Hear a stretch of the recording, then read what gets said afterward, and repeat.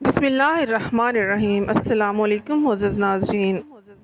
مسلسل 40 دن نمرود کے آتش کدہ میں رہنے کے بعد حضرت ابراہیم علیہ السلام ملک شام کی طرف ہجرت فرما گئے۔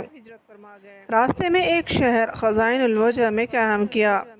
ایک صبح آپ نے دیکھا کہ سب لوگ محل کی طرف جا رہے ہیں۔ پوچھنے پر پتہ چلا کہ جہاں کی شہزادی نہایت خوبصورت ہے اور 7 ملکوں کے شہزادے اس کے لیے رشتہ لے کر آ رہے ہیں۔ جس کو وہ پسند کرے گی اسی سے شادی ہوگی۔ روایت ہے کہ اس شہزادی کے حسن کی شہرت بے انتہا تھی۔ حضرت ابراہیم علیہ السلام اللہ کے حکم سے محل تشریف لے گئے۔ جب شہزادی نقاب اوڑھے اپنے باپ کے ساتھ جلوہ افروز ہوئی تو اس کو اتنے رش میں ایک شخص کی پیشانی چمکتی ہوئی نظر آئی۔ شہزادی نے فیصلہ سنا دیا کہ میں اسی شخص سے شادی کروں گی۔ وہ شخص حضرت ابراہیم علیہ السلام تھے اور ان کے ماتھے پر نور محمدی صلی اللہ علیہ وآلہ وسلم تھا، جس پر شہزادی اپنا دل ہار بیٹھی تھی۔ ناظرین، وہ شہزادی حضرت سارہ سلام اللہ علیہا تھیں۔ بادشاہ کے بہت منع کرنے کے باوجود بھی حضرت سارہ کا نکاح حضرت ابراہیم سے ہو گیا۔ بادشاہ اس لیے منع کرتا رہا کہ یہ مسافر ہے اور اس کے پاس دولت بھی نہیں۔ خیر، شادی کے بعد بادشاہ نے بے انتہا جانور، دھن دولت اپنی بیٹی کو دے کر روانہ کیا اور پھر حضرت ابراہیم علیہ السلام نے اپنی بیوی حضرت سارہ سلام اللہ علیہا کو لے کر مصر کی طرف ہجرت فرما گئے۔ مصر میں اس وقت قبطیوں کی حکومت تھی اور یاد رہے کہ قبطیوں کے ہر بادشاہ کو فرعون کے لقب سے پکارا جاتا تھا۔ کچھ لوگ سمجھتے ہیں کہ فرعون خاص اس بادشاہ کا نام تھا جو حضرت موسیٰ علیہ السلام کے زمانے میں تھا، جبکہ فرعون کسی بھی بادشاہ کا نام تاریخ میں نہیں رہا۔ فرعون ایک لقب ہے جو کہ قبطیوں کے تمام بادشاہوں کے لیے بولا جاتا تھا۔ اس وقت عمرو بن امرتی القیس وہاں کا بادشاہ فرعون تھا۔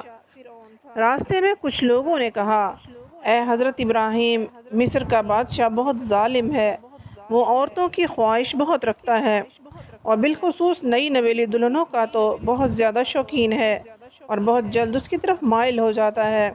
اس کے راستے پر 10 لوگ متعین ہوتے ہیں۔ جو کوئی مال و اسباب مصر لے کر جاتا ہے تو اس کو پکڑ کر اس کے مال کا محصول لے لیتے ہیں، اور اگر کوئی سوداگر عورت کو ساتھ لے جاتا ہے تو وہ اس عورت کو اس سے چھین لیتے ہیں۔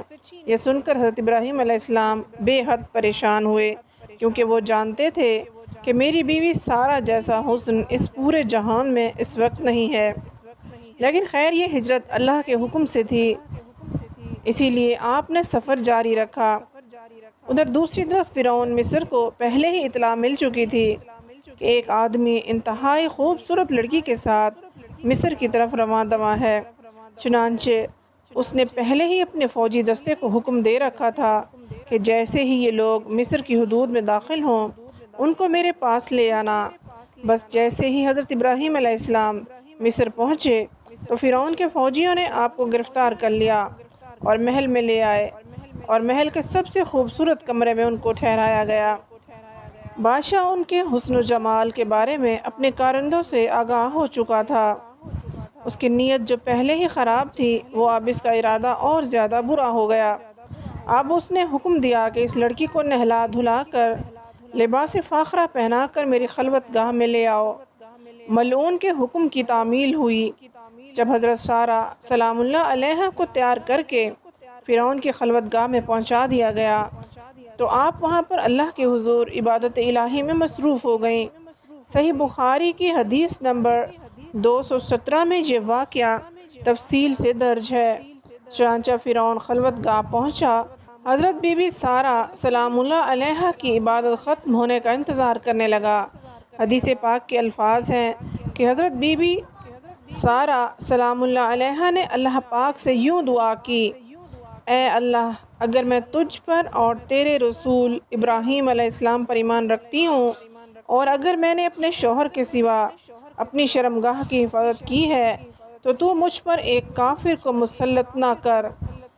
اب حضرت سارہ سلام اللہ علیہا کوئی عام خاتون تو نہیں تھی، جبکہ جناب سارہ بے شمار معنوی اور اخلاقی فضائل و کمالات کی حامل خاتون تھی اور قضاء الہی پر صبر و تحمل کے ساتھ راضی رہنا ان کی اہم خصوصیات میں شامل تھا، اور خدا پر اعتماد اور بھروسہ، عبادت اور ریاضت میں خلوص اس خدا پرست خاتون کی دوسری صفتیں تھیں۔ اگرچہ آپ شادی سے پہلے بہت ہی مالدار خاتون تھی، لیکن حضرت ابراہیم علیہ السلام سے شادی کے بعد بے پناہ مصائب و آلام برداشت کیے اور اصلاح میں نہایت صبر و تحمل اور خدا پر مکمل اعتماد کے ساتھ زندگی میں پیش آنے والے مشکلات کو سر کیا۔ اللہ نے آپ کی ہر دعا قبول فرمائی تھی۔ چنانچہ جب نماز پڑھ کر آپ کھڑی ہوئیں تو فرعون گندی نیت سے آگے بڑھنے لگا۔ حضرت سارہ پیچھے ہٹنے لگیں اور ٹھوکر کھا کر بستر پر جا گریں۔ یہ دیکھ کر قبطیوں کا بادشاہ ہنس پڑا اور برہنہ ہونے لگا۔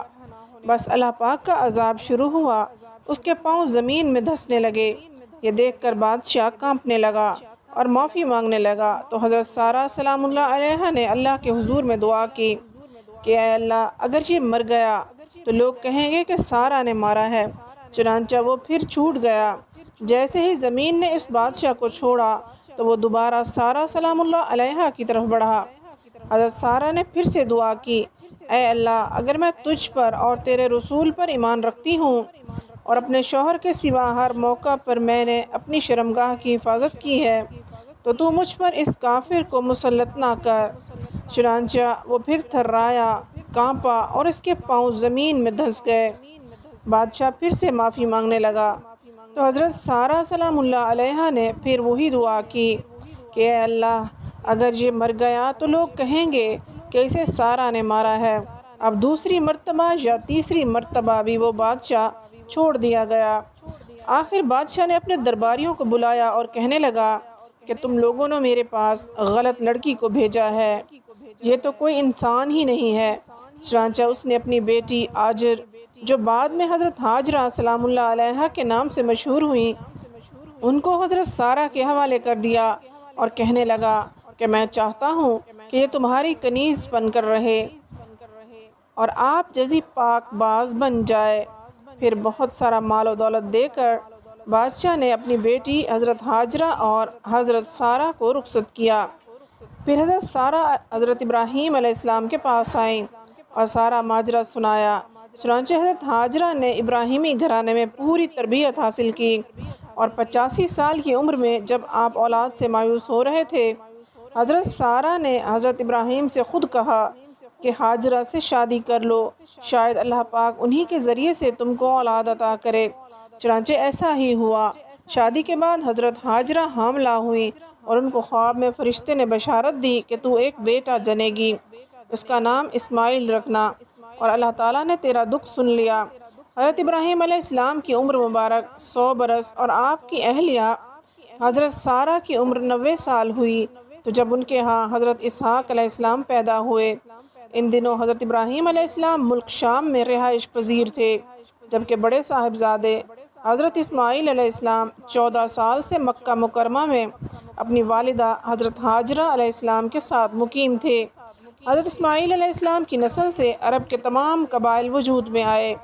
حضرت اسماعیل علیہ السلام کی اولاد میں خاتم النبیین حضرت محمد مصطفیٰ صلی اللہ علیہ وآلہ وسلم دنیا میں رونق افروز ہوئے، جبکہ حضرت اسحاق علیہ السلام سے حضرت یعقوب علیہ السلام پیدا ہوئے، جنہیں اسرائیل بھی کہا جاتا ہے، اور اسی لیے ان کی نسل کو بنی اسرائیل کہتے ہیں۔ بنی اسرائیل میں سے جو انبیاء دنیا میں مبعوث ہوئے ان کی تعداد بہت زیادہ ہے، تاہم بنی اسرائیل میں نبوت کا سلسلہ حضرت عیسیٰ علیہ السلام پر ختم ہوا۔ حضرت بی بی سارہ سلام اللہ علیہا کا انتقال 127 برس کی عمر میں ہوا اور حضرت ابراہیم علیہ السلام نے ان کی تدفین کنعان کی بستی ہیبرون میں کی۔ اے اللہ پاک، ہمارے گناہوں کو معاف فرما دے اور ہم پر وہ بوجھ نہ ڈال کہ جس کو اٹھانے کی سکت ہم میں نہیں۔ امید ہے آپ کو ہماری آج کی ویڈیو پسند آئی ہوگی۔ مزید ویڈیوز کے لیے ہمارے چینل کو سبسکرائب کیجیے، ویڈیو کو لائک اور شیئر ضرور کیجیے۔ اگلی ویڈیو تک اجازت دیجیے۔ اللہ حافظ۔